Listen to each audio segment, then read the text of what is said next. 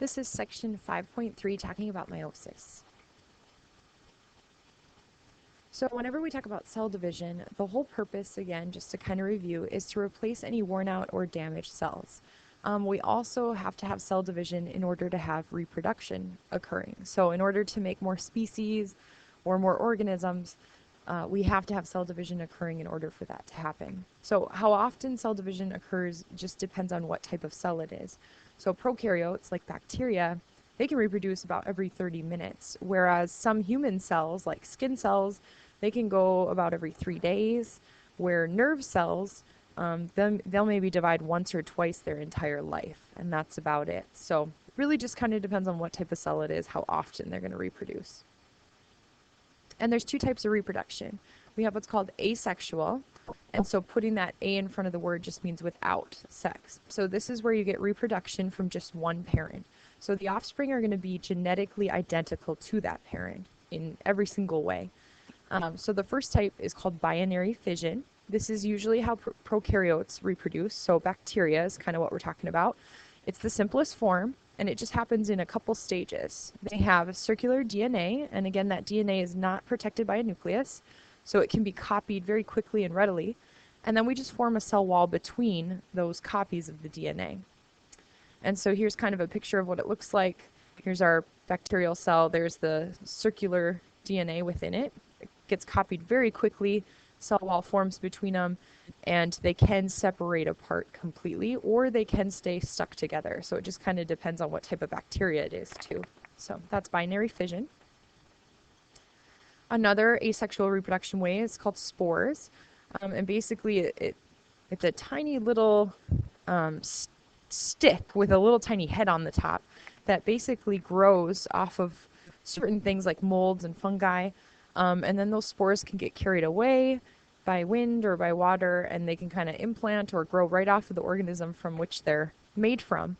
And that's actually, we can get an entire adult from one single spore. So very important. This is how a lot of certain types of plants, like more of the ones that live kind of in a watery environment, they reproduce using spores.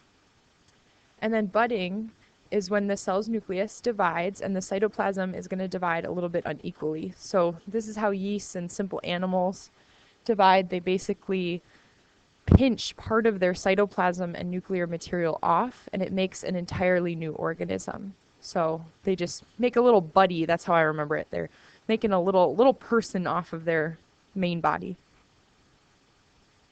Vegetative propagation is usually for plants. And what happens is they make like a little mini plant. So that's how strawberries work. Theirs are underground. It just happens to run where we can't see it. But this picture to the left is showing a spider plant. So some of your parents may have that in their homes. It literally makes these tiny little plants off the tips of the bigger plant, and you can actually pull those little babies off, replant them, and they'll grow into a nice healthy adult plant. So vegetative propagation. And then the bottom picture is showing regeneration. You can also call it fragmentation. This is where organisms can lose a body part, and they have the ability to basically grow an entire new individual from that single fragment. So this is how starfish work. If you cut off a leg of a starfish, that starfish will be able to regrow the leg, but also that leg would be able to regrow a whole new individual from that single fragment. So some plants can do that as well. So really cool property, seen in only a few things though. And then this is the way that humans have to do it. This is sexual reproduction. So we cannot have just one parent. It always requires two for sexual reproduction. You have to have a female gamete, which is a sex cell. And for the female, hers is called the ovum, or you can just generically call it the egg. And for the male sex cell, it's called sperm. And so we have to have a fusion of the egg and the sperm in order to get a new individual in sexual reproduction. So the offspring are usually going to show characteristics from both parents instead of just having all the characteristics from one. So to fertilize means fusing the two gametes. So ovum and sperm make something called a zygote. And the zygote is the first cell of life. Okay? And this 1N and 2N is just saying, well, we're going to talk about it more here in just a second, but it's saying it has half the number of chromosomes. When they join together, now we're doubled with the number of chromosomes. So that zygote, first cell now it's going to go through some stages here and become more cells. For DNA, it's basically they're assembled into what we consider chromosomes, okay, which are those nice big X's that we've been working on in the first couple sections. So DNA holds different segments along it, and those segments are called genes.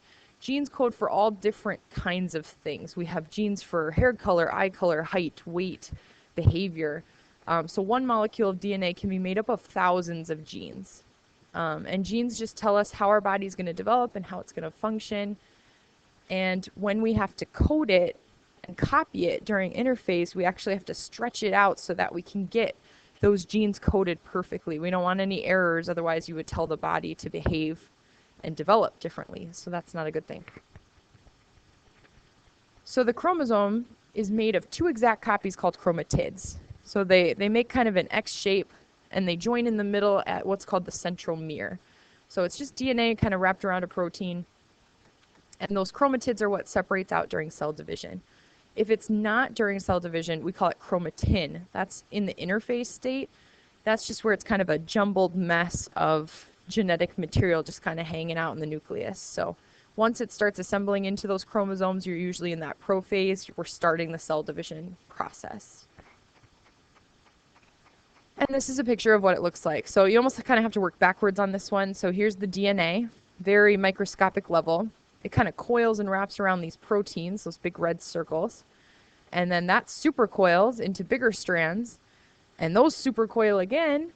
And that's how we make this big giant X. So you can see just how microscopic and tiny DNA is in comparison to just a chromosome that we're looking at under the microscope. So, and we have to unwind this so that we can copy it and get the genetic material we need from it. And all organisms have different numbers of chromosomes. So it just, again, depends on what kind of organism it is, how many chromosomes it's actually going to have. So something like penicillium, which is a type of bacteria, they can range anywhere from 1 to 4 chromosomes. A mosquito only has 6. Jump down to corn, corn only has 20. Humans, we have 46 chromosomes, but look at how much a fern has. So a specific type of fern, over 1,000 chromosomes there. So definitely some things probably dealing with photosynthesis, why they would need some extra genetic material. And even something like a dog, 76 chromosomes, they have almost double what a human has. So they have a few more senses that maybe we don't have, and some things that they need differently to run their body. So like I said, the chromosome number differs between what type of organism it is and how many chromosomes it's going to have. So just kind of looking at that chart. And those chromosomes are also going to be different in size, shape, and the types of genes that they're holding on each of the chromosomes. So what we call a homologous chromosome is basically pairs of chromosomes that are the same size, shape, and holding the same kinds of genes on that set of, or that X. So one pair is going to come from mom, one pair is going to come from dad. So 46 chromosomes are actually 23 pairs. So you're getting, if mom's chromosome is holding hair color and so is dad's chromosome holding hair color, they're going to kind of pair up. They're called homologous, but you're getting different sets of genes from each parent. What we call an autosome is the chromosomes not directly responsible for determining what sex you're going to become. So humans have 22 pairs of autosomes, and they determine basically everything except if you're going to be a boy or a girl. That 23rd pair then is the sex chromosomes. So if you end up with an XX on the 23rd pair, you become a female, and if you end up with an XY, you become a male. And we'll take a look at what that looks like here in just one second. So we have a couple terms, diploid and haploid. And if we say something is diploid or a cell is diploid, we mean that they have the 2 full sets of chromosomes. So all the cells in your body, all those general body somatic cells, are diploid. We have a set from mom and a set from dad, kind of controlling everything that you do. Haploid means you only have 1 set of chromosomes. So these are your sex cells or your gametes. They're all haploid. And we have to fuse the sex cells together to get them back up to diploid in order for them to divide and to become your general body cells. So a little bit of difference there. We have this thing called a karyotype, which is just a photo of a cell that has been dividing, and we can actually match up the chromosomes by their size and their shape and kind of what genes they're holding. So by matching up the chromosomes or the homologous pairs, we can actually determine some genetic diseases or even see what sex the baby's going to be. So it's a really neat way to kind of get a good insight into what a child would look like. There is a condition that can occur. It's called trisomy. It means you have 3 chromosomes instead of 2, like you should have, the normal pair. So there's lots of cases of trisomy. The most common one that we know of is called Down syndrome. This is where on the 21st pair of chromosomes, you actually end up with an extra set. So you have 3 instead of 2 on that 21st pair. And this is what a karyotype looks like. So we've kind of matched them up by their size, by their shape, and their banding patterns. And I know it's a little tricky to see in this picture, but they are X's. So here's one X, here's the other X. Okay, we kind of work our way down. You can see they get smaller. We're also having to match up some of these banding patterns, those darker and lighter lines running throughout. And then here is the 23rd pair right here. This is an X and a Y. So you can see the big X, little tiny Y, that makes this individual a boy. Now, if there was 2 big X's here, this individual would be a girl. So we can actually see what sex they are by just looking at this karyotype. So sex cells, or gametes, they're formed during a process called meiosis. And this is where we have to reduce that chromosome number to half. So somatic cells, like we said, those are general body cells. They always have 46, and they're diploid. But gametes only have 23. They're haploid. So this is the process that gets that down to just the haploid 23 number. And there's certain phases in meiosis. They almost mimic the phases of mitosis. The only difference here is when we hop into the second round, we're not going to be replicating the DNA again. So meiosis starts, just like it does in mitosis, by copying the DNA, and that's during the S phase of interphase. So we're replicating the chromosomes. And then the first 4 phases, we're going to separate out the homologous chromosomes into 2 cells. And then the last 4 stages, we're going to separate out sister chromatids, just like we do in mitosis. So let's take a look at that now. So here's a picture. So here's meiosis 1. We start with homologous chromosomes. We separate them out into 2 cells. So you can kind of see one cell maybe got more mom stuff, one cell got more of dad's. And then in meiosis 2, we're going to separate it even further so that each cell just gets 1/2 of the original number of genetic material. So let's walk through the stages. So in prophase 1, chromosomes become visible and the nuclear membrane disappears. Very similar to mitosis. We just have one new thing occurring, and that's called crossing over. And crossing over is where we get those 2 homologous chromosomes sitting side by side. One piece of one chromosome is going to break off and be exchanged with the other one.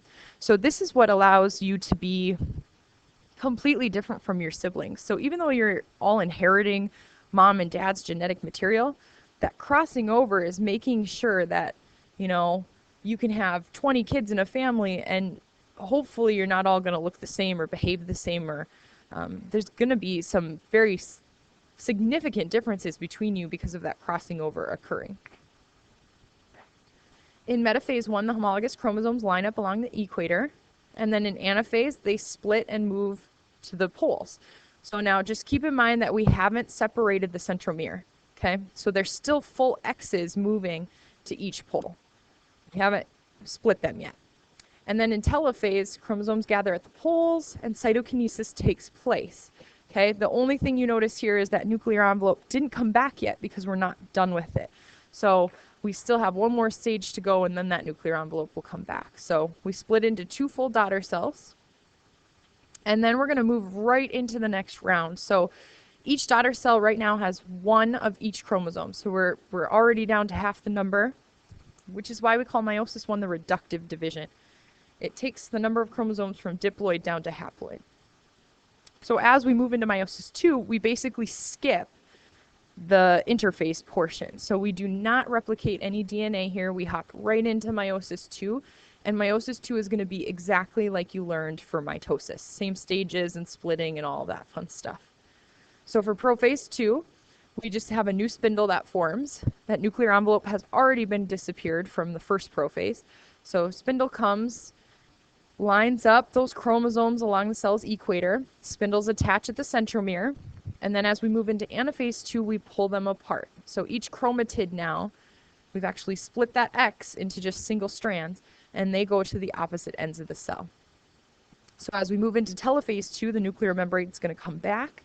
We're going to protect the genetic material that's left, and cytokinesis will come and finish the job. So the cell is going to divide into 2 new daughter cells again.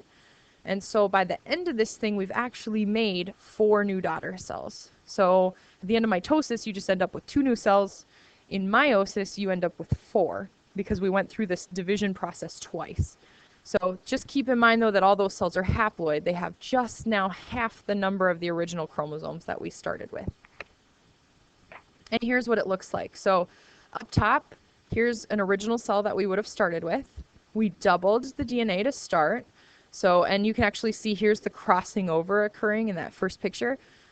They're just swapping a little bit of genetic material, and that will follow all the way through. So that's how we get so much variability between siblings. So in meiosis 1, we just split the whole chromosome. So homologous chromosomes separate. Each cell ends up with basically half the original number that we started with.